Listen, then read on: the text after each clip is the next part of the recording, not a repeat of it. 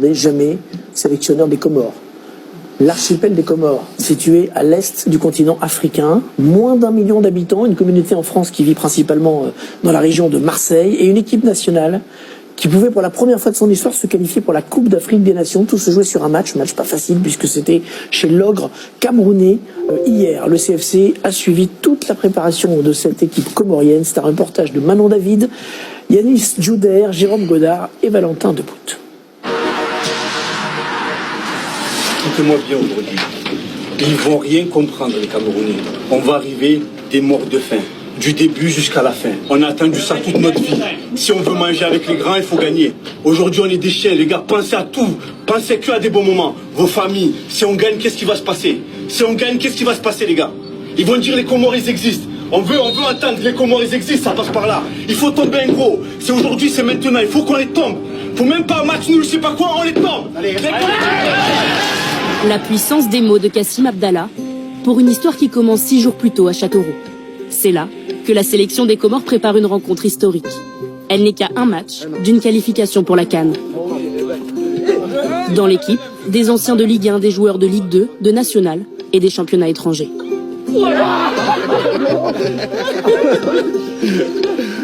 Voilà, arrêtez. Ils sont presque tous binationaux, nés en France.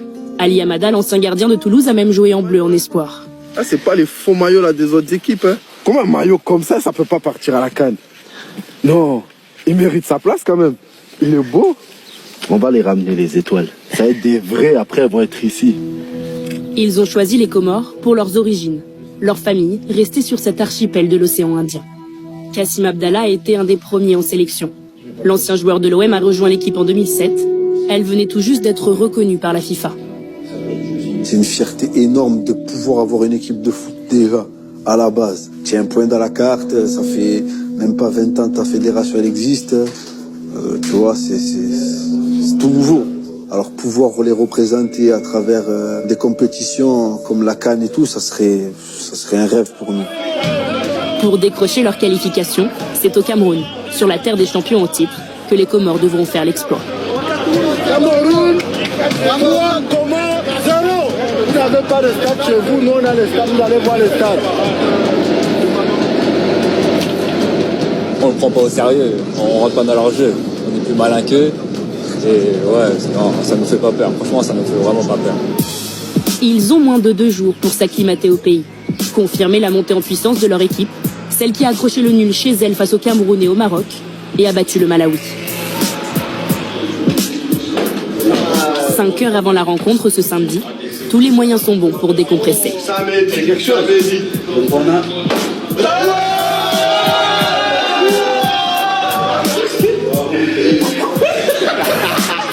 Impossible n'est pas comorien, quoi. C'est la preuve vivante. Merci, Buena. C'est un match historique pour nous. Et forcément, la gestion des émotions va être plus forte.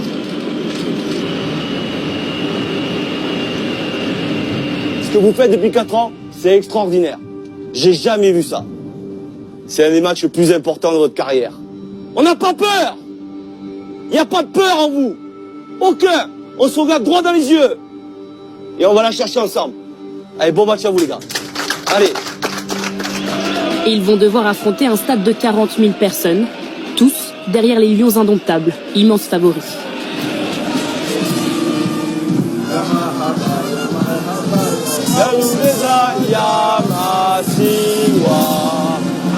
Pour obtenir le dernier ticket, les Comores doivent à tout prix s'imposer. Un nul profiterait au Cameroun.